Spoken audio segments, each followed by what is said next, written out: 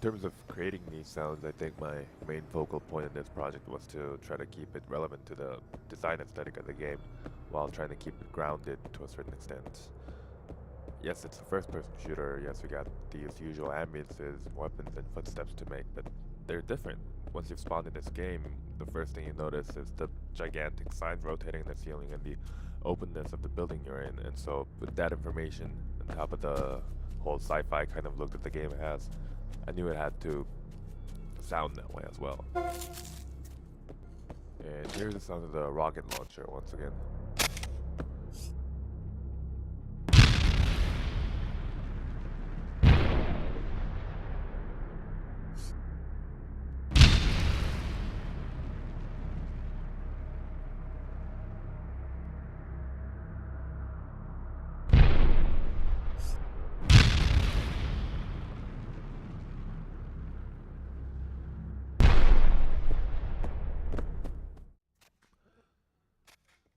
The way I approached this sound initially was all very traditional.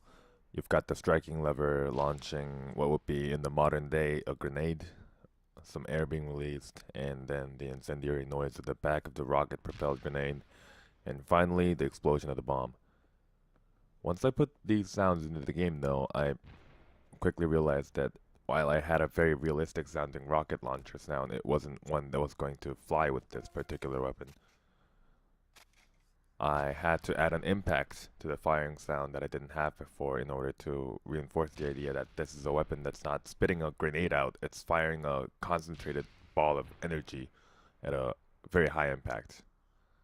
On top of that, I delayed the playback of the projectile noise in order to emphasize the initial impact of the weapon being fired while not making everything sound muddy and disgusting.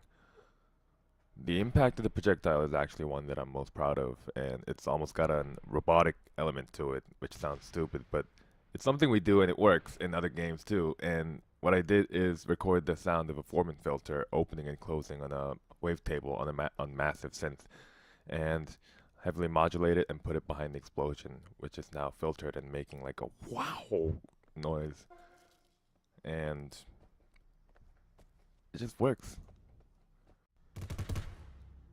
The assault rifle had a completely different set of challenges for me, and this had more to do with the implementation process than it did sound design. As you can hear, and I've mentioned, I really tried to keep this rifle sounding like something we'd recognize in real life, something grounded, and it's a heavy automatic weapon without too much tail to each shot. And when I was implementing the sound in Unreal Engine, however, I noticed that sometimes the sound of the ricochet played before the actual gunshots, because if the audio kinetic event is placed too close to the beginning of the animation, it doesn't play the sound at all. So you wouldn't hear the gunshot before the ricochet. So to fix this, I had to go into the actual blueprint of the ricochet in order to add about 0.38 seconds of delay to make sure it never plays before a shot gets fired from the gun from the first person point of view.